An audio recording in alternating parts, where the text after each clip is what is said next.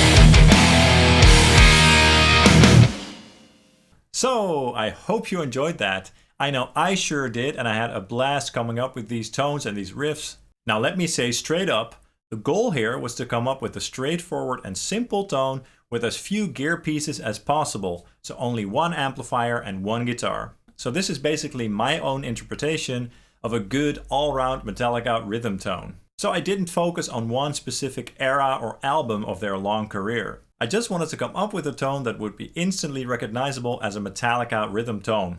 Whether it's the old school Master of Puppets era or the more recent Hardwired to Self-Destruct era. An all-encompassing tone that would sound familiar for all those eras basically. I know it's an impossible task, but I like to think that I got at least somewhat close. The thing is though, for their albums they usually do things like quad tracking and they blend multiple amplifiers and stuff like that. But like I said, for this video I'm going to keep things very basic, so just one amplifier, one guitar and two guitar tracks.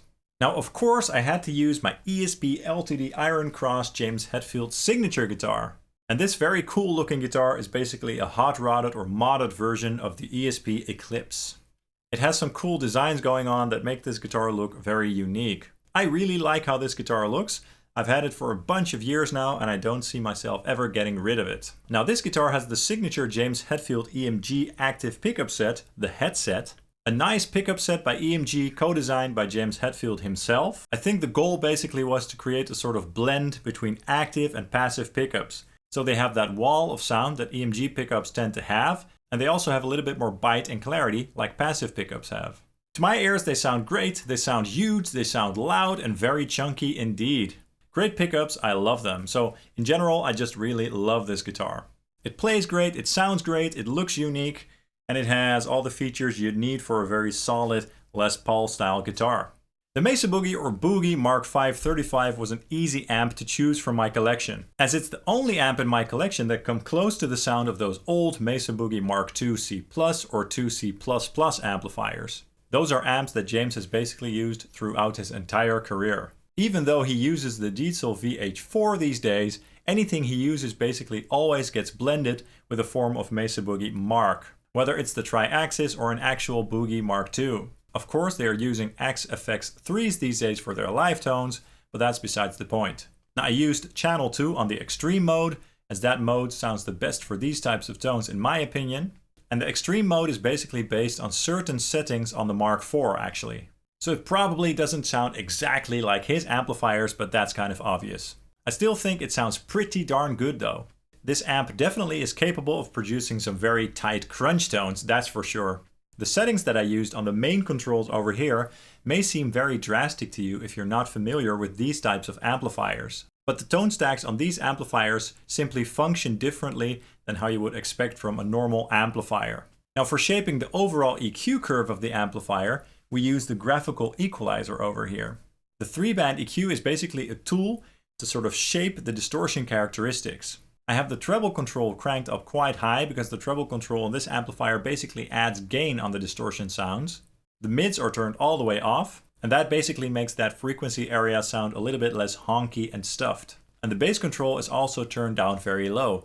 You can basically view the bass control on this amplifier as a sort of tightness control. And with the bass control very low, you basically get the tightest response in the low end. Great for fast rhythm chugging and stuff like that. And then we have the graphical EQ enabled, of course, because without that turned on, this amp would sound very mid-forward and honky.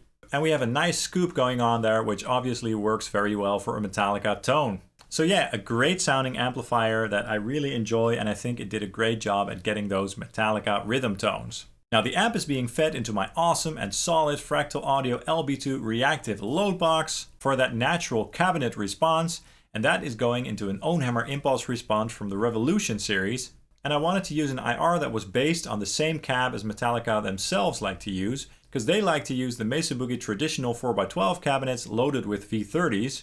So I chose the 412 Trad V30-MB1 speaker option for this one, and I went with the Scoop 1 mix.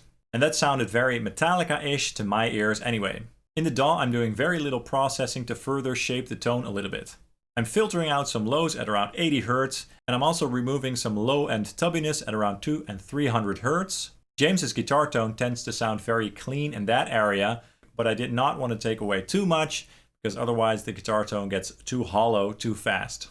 So that's basically it. I think I did a pretty good job, although I'm aware that it probably does not sound exactly the same as Master of Puppets, the Black Album, and Justice for All or Hardwired. I'd love to know what you guys think, so absolutely let me know your thoughts in the comments down below. I'd also hugely appreciate it if you could also drop a like and a subscribe along with the notification bell, as that really helps out the channel.